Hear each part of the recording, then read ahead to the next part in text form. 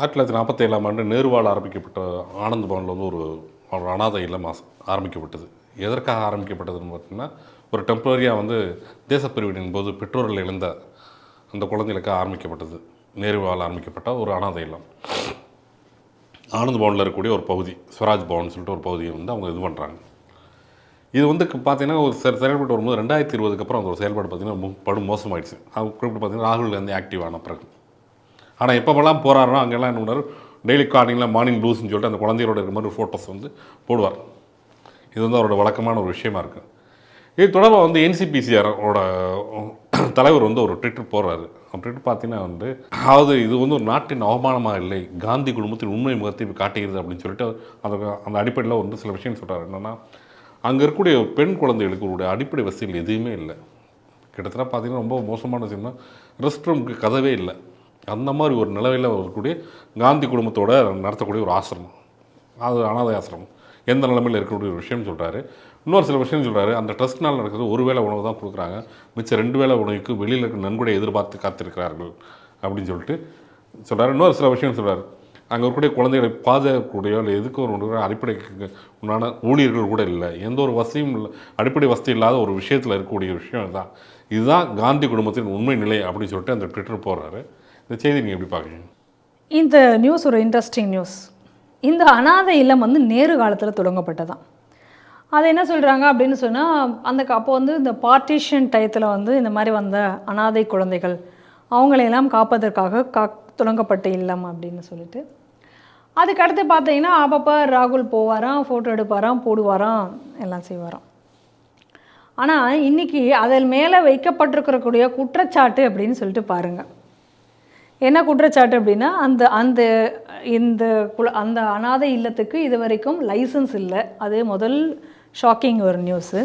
அதற்கப்புறம் அங்கே இருக்கக்கூடிய கழிப்பறைகளுக்கு கதவுகள் கூட இல்லை, நிறைய பெண் குழந்தைகள்லாம் அங்கே இருக்காங்க அப்படிங்கக்கூடியது அடுத்த செய்தியாக நம்ம அதில் பார்க்குறோம்.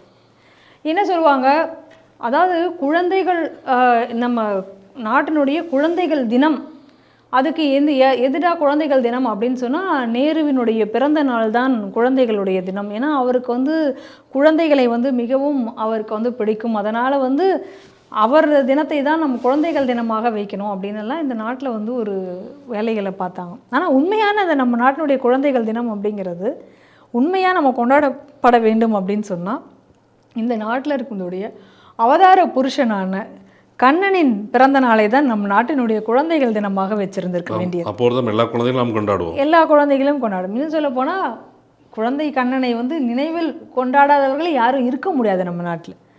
அப்படி இருக்கக்கூடிய ஒரு சூழ்நிலையில் இதெல்லாம் நம்ம மாட்டினாங்க இந்த நாட்டில். ஏதோ நேரு தான் வந்து குழந்தைகளை வந்து அன்பில் கொண்டாடினார், அதனால் குழந்தைகள் தினமாக நேருவினுடைய பிறந்த நாளையெல்லாம் இதை சொன்னார்கள். அப்படிப்பட்டவர் பெயரில் அவர் காலத்தில் ஆரம்பிக்கப்பட்ட இல்லம் தான் இப்போ இந்த நிலைமையில் இருக்குது. அதுக்காக நான் இதை சொல்ல வந்தேன். அப்போ இந்த காங்கிரஸ் அரசாங்கம் அப்படிங்கிறது வந்து இப்போ பாருங்கள், நேஷ்னல் ஹெரால்டை தொடங்கினது அப்போ அதே காலகட்டத்தில் தொடங்கி இன்றைக்கி எவ்வளோ ஊழல், இன்றைக்கி எந்த லெவலில் கொண்டு இன்றைக்கி அந்த நேஷ்னல் ஹெரால்டு வழக்கில் தான் இவர்களெல்லாம் இன்றைக்கி ஜாமீனில் இருக்கக்கூடிய ஒரு நிலையில் இன்றைக்கி இருக்காங்க. இவங்க அடிக்கடி வந்து பிரதமர் மோடியை வந்து இவர்கள் திட்டுவதும், இவர்கள் எதுவும் செய்யலை அப்படின்னு சொல்கிறதும் நம்ம பார்த்துட்ருக்கோம். ஆனால் ஒரு பிரதமர் மோடி அவர்கள் வந்து இந்த நாட்டிற்கு வந்து பிரதமராக வந்த பிறகு பலவிதமான முன்னேற்றங்கள், நாட்டில் எல்லா துறைகளிலும் முன்னேற்றம், எல்லாத்தையும் ஒரு பக்கம் விடுங்க. ஆனால் பெண்களுக்காக அவர் செய்த மிகப்பெரிய ஒரு விஷயம் என்னென்னா கழிப்பறை கட்டுதல். இன்றைக்கி வந்து நாடு முழுவதும் எல்லா இடத்துலையும் வந்து கழிப்பறை என்பது இருந்தாக வேண்டும், கட்டாயப்படுத்தி அவர் அதை கட்ட வைத்தார். ஸ்வச் பாரத் திட்டத்தின் கீழ் அதை கொண்டு வந்தாங்க. இவங்களும் அந்த ஸ்வச் பாரத் திட்டமெல்லாம் வைத்திருந்தார்கள், காங்கிரஸ் அரசாங்கம் இருக்கும் பொழுதும் இருந்தது. ஆனால் செயல்படுத்தியவர் யார் அப்படின்னு பார்த்தா பிரதமர் மோடி தான். ஏன்னா எவ்வளவோ கஷ்டங்கள் அந்த பெண்களுக்கு இருந்தது. நீங்கள் வந்து அவங்களுடைய காலையில் விடிய காத்தால யாரும் எழுவதற்கு முன்னாடி போய் அவங்க காலை கடன் கழிச்சா திரும்ப வந்து அந்தி சாய்ந்து இரவு நேரத்திற்கு பிறகுதான் போகக்கூடிய ஒரு நிலை. அப்போ அந்த இடைப்பட்ட நேரத்தில் அது எவ்வளோ கஷ்டத்தை அந்த பெண்கள் தாங்கிக் கொள்ள வேண்டிய ஒரு நிலை இருந்தது. அதனால் எவ்வளோ பெண்கள் வந்து உடல் வியாதிகள்னால கஷ்டப்பட்டாங்க, எவ்வளவோ பிரச்சனைகள்லாம் நம்ம பார்க்குறோம். அப்போ அதை எல்லாத்தையும் தீர்த்து வைத்தது இந்த ஸ்வச் பாரத் ஸ்கீமில் கழிப்பறை திட்டம். அப்படிப்பட்ட நாட்டில் ஒரு அனாதை இல்லத்தில், அதுவும் இந்த ஒரு மிகப்பெரிய குடும்பத்தில் நடத்தக்கூடிய அனாதை இல்லத்தில் இன்றைக்கி வந்து எந்த லெவலில் அதை வச்சுருந்துருக்காங்கங்கிறத பாருங்கள். அதில் குறிப்பிட்டு சொல்லணும்னா அந்த ஆனந்த் பவன்றது நேருவோட பிறந்த வீடு தான். ஆமாம். அந்த வீட்டில் இருக்கக்கூடிய ஒரு இடமே இப்படி இருக்குது அப்படின்னா எப்படி இவங்களுடைய நிலை எப்படி இருக்குன்னு பாருங்கள். அது மட்டும் இல்லை, இந்த இல்லத்துக்காக எங்களுக்கு பணம் வேண்டும்னு சொல்லிட்டு பல வெளிநாடுகள்லேருந்து இவங்க நிதிகளை வேறு இவங்க பெற்றிருக்காங்க. நம்ம நாட்டினுடைய பண்பாடு இப்போ என்ன பண்பாடு, ஒருத்தருக்கு நான் வந்து ஒரு விஷயத்தை கொடுக்குறோம் செய்கிறோம் நல்லபடியாக அப்படின்னு சொன்னால் அது எவ்வளோ கொடுத்துருக்கேன் செஞ்சுருக்கேன் அப்படிங்கிறத சொல்கிறத கூட விரும்ப மாட்டாங்க. ஏன்னா நம்ம கொடுக்கறத வந்து இன்னொரு கை கூட தெரியாது, அந்த மாதிரி கொடுக்கணும் அப்படிங்கிறத தான் நமக்கு வள்ளலுக்கு ஒரு விதமான ஒரு எக்ஸாம்பிளாக சொல்லக்கூடுவார்கள். ஆனால் அப்படிப்பட்ட இடத்துல நீங்கள் ஒன்றுமே செய்யாமல் நீங்கள் எங்கேருந்து நீங்கள் வந்து பணத்தை வெளிநாடுகளிலிருந்து பெற்று ஆனால் அந்த விடுதிக்கு நீங்கள் எதையுமே செய்யலைங்கிறது எவ்வளோ பெரிய ஒரு சட்டவிரோதம். சட்டவிரோதத்திற்கும் காங்கிரஸிற்கும் ஒரு பெரிய விஷயம்லாம் கிடையாது. ஏன்னா எதையுமே அவர்கள் சட்டத்தின்படி அவர்கள் செயலாற்றியதில்லை என்பதை தான் நம்ம பார்க்கலாம். இதனது ஐஎன்ஏ நாவல் அந்த பெரிய அந்த கப்பலில் வந்து இவர்கள் போய் அங்கே இருந்த அந்த விஷயம், லட்சத்தீவில் இருந்த விஷயமாகட்டும், அல்லது டூயல் சிட்டிசனை வைத்துக்கொண்டு இவர்கள் நீங்கள் பண்ண வேலைகளாக இருக்கட்டும், சோனியா குடும்பம் பண்ண வேலையாக இருக்கட்டும், இல்லை இந்த மாதிரி வந்து நான் சட்ட நகலை எரிக்க போகிறேன்னு சொல்லிட்டு இவரே வந்து ஒரு சீனை போட்டதாக இருக்கட்டும், எது வேணால் நீங்கள் யோசிச்சு பாருங்களேன். எந்த ஒரு விஷயத்தைக்கும் சட்டத்துக்கு உட்பட்டு இவங்க ஏதாவது ஒரு விஷயத்தை இவர் செய்திருக்காரா, இவங்க குடும்பத்தில் யாராவது செஞ்சுருக்காங்களா அப்படின்னா காங்கிரஸுக்கும் அதுக்கும் சம்மந்தம் இல்லை அப்படிங்கக்கூடிய ஒரு நிலையில தான் இன்றைக்கி இருக்குது.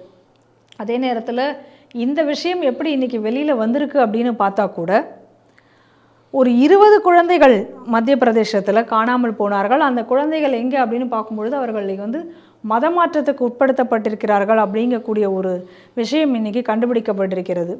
இதே NCPCR அமைப்பு தான், அதாவது தேசிய குழந்தைகள் நல ஆணையம், இதை கண்டெடுக்கும் பொழுது தான் இந்த விஷயமும் இன்றைக்கி வந்து வெளிச்சத்திற்கு வந்திருக்கிறது. அப்போ இதன் மூலமாக நமக்கு என்ன நல்லா ஒரு விஷயம் என்னால் தெரியுது அப்படின்னு சொன்னால், அடிக்கடி போயிட்டு ஒரு ஃபோட்டோ எடுத்து போடுவாராம். ஆமாம், எப்போல்லாம் அந்த பக்கம் போகிறாரோ வந்து அவர் வந்து அவரோட தொகுதிக்கு போகும்போது அந்த இடத்துல போகும்போது ராகுல் காந்தி வந்து மார்னிங் ப்ளூஸ்ன்னு சொல்லிட்டு அந்த குழந்தையோடு இருக்க மாதிரி ஒரு படத்தை போடுவார். ட்விட்டரில் அதை போட்டிருக்காரு, அதை போடுவாராம். அப்போ இப்போ இதெல்லாம் பாருங்கள், வெறும்னா வந்து ஃபோட்டோ எடுத்து போட்டுட்டு ஒரு ஃபோட்டோ ஷூட் நடத்திட்டு இன்றைக்கி ஒரு இல்லத்தையே, ஒரு குழந்தைகள் இல்லத்தையே இவர்கள் நடத்தியிருக்கிறார்கள் என்பது இன்றைக்கி வந்து இந்த உலகிற்கு வந்து வெளிச்சத்திற்கு வந்திருக்கிறது. அதே நேரத்தில் எந்த அளவுக்கு இந்த நாட்டில் மதமாற்றம் அப்படிங்கிறதும் இன்னொரு புறம் நடந்து கொண்டிருக்கிறது அப்படிங்கிறதையும் நம்ம பார்க்குறோம். அப்போ இந்த மதமாற்றம் அப்படிங்கிறது எவ்வளோ பெரிய ஒரு ஆபத்தான ஒரு சூழ்நிலை, எவ்வளோ குழந்தைகளை வந்து இன்றைக்கி கொண்டு போய் தள்ளி இருக்கிறது என்பதையும் நம்ம பார்க்கிறோம். அப்போ இன்றைக்கி சட்டவிரோதத்திற்கு ஒரு உதாரணமாக ஒரு அனாதை இல்லத்தையே வந்து இவ்வளோ நாள் இவர்கள் நடத்தியிருக்கிறார்கள். அந்த விஷயங்கள் இன்றைக்கி வெளி உலகத்திற்கு தெரிய வந்திருக்கிறது.